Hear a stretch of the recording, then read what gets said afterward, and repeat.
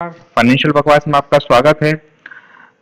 तो अभी तक हमने बात किया कि शेयर बाजार में कैसे निवेश शुरू करें, डीमैट अकाउंट कहाँ और कैसे खुलवाएं। अब हम बात करेंगे कि keep remind some important facts after opening demat account, कि डीमैट अकाउंट खोलने के बाद में किन जरूरी बातों का ध्यान रखना चाहिए।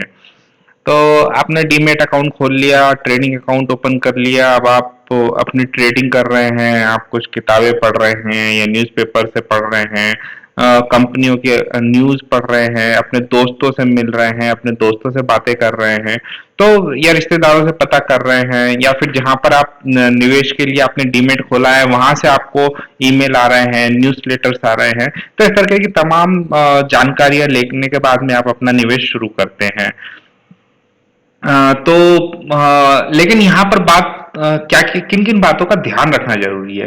पहले तो पहली चीज तो ये है कि जब आप डीमेट अकाउंट ओपन कर लेते हैं, ट्रेडिंग अकाउंट ओपन कर लेते हैं, तो आप अपना कम से कम क्वार्टरली यानी कि त्रैमासिक रूप से अपना स्टेटमेंट जरूर चेक करें।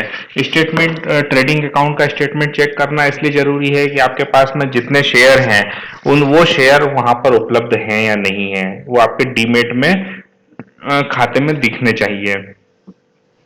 दूसरी बात यह है कि कोई अननेसेसरी ट्रेडिंग तो नहीं हुई है। आप अपने जब भी उसके बिल आते हैं ट्रेडिंग के, आप उनको सावधानी पूर्वक चेक करिए कि हाँ आपने जितनी क्वांटिटी बोली थी उतनी ही खरीदी गई है, या कहीं ऐसा तो नहीं है आपके अकाउंट के अंदर ब्रोकरेज बढ़ाने के लिए उन लोगों ने आपके अकाउंट में कुछ ज्यादा खरीदी बिक्री कर दी हो। मान लीजिए कि आपने बोला कि भाई ये 5 शेयर खरीद लो टीसीएस के, और दूसरे जो हैं कुछ मान लो 5 रिलायंस के बेच दो, लेकिन उन्होंने कहीं ऐसा तो नहीं कर दिया कि आपके अकाउंट में 50 शेयर खरीदे टीसीएस के और 50 बेच दिए, और बाद में आपने फोन पे बोला कि भाई ये क्या है, तो बोलेंगे कि सॉरी सॉरी गलती हो गई है।